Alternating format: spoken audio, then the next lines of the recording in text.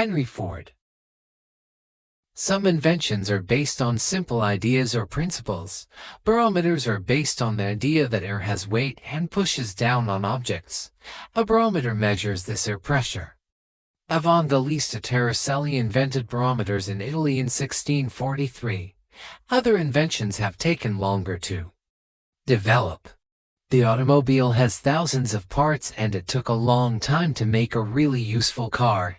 Henry Ford was one of the first people to make a reliable automobile. In 1765. James Watt invented the steam engine. Within a few years, a Frenchman, Nicolas Cugnot, had built a steam-powered vehicle. These steam carriages were used in England in the 1800s, but they were big and slow. They looked like a train without the tracks. Most people preferred to travel by train. In Germany during the 1870s and 1880s, Nikolaus Otto and Gottlieb Daimler. These steam carriages were used in England in the 1800s, but they were big and slow. They looked like a train without the tracks. Most people preferred to travel by train. In Germany during the 1870s and 1880s, Nikolaus Otto and Gottlieb Daimler developed the internal combustion engine. This ran by burning gasoline. Another German, Karl Benz, built a gasoline-powered car around the world. There were many inventors trying to build a car that would be better than the one before. Some people thought that electric cars would become common. In the 1890s, several inventors working in the United States developed a gasoline-powered car that was practical for daily use.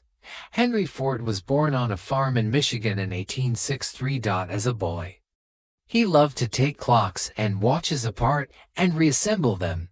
Eventually, he went to work for the Detroit Edison Company. In his spare time, he worked on a horseless carriage, as the early cars were called. In 1896, he completed a car that ran smoothly. He later sold it and made another one. Since early cars were made by hand, they were usually quite expensive. Not only that, but when they broke down, there were no repair shops to take them to. One had to know how to repair a car oneself. Henry Ford tried to make cars which would be affordable and which would not break down very easily. His Ford Motor Company was formed in 1903 in Detroit, Michigan. Since many parts had to be brought together to make a car, Ford developed the assembly line. On the line, each worker would do one specific job. When the car reached the end of the assembly line, it was finished. In this way, many cars could be made in a single day. The result was that Ford was able to bring the price of cars down. Ford's Model T car was advertised as being as frisky as a jackrabbit and more durable than a mule, since it cost hundreds, rather than thousands, of dollars. Many ordinary families were now able to buy a car. Once many people had cars, their habits began to change. People didn't have to live next to the factories or offices that they worked in.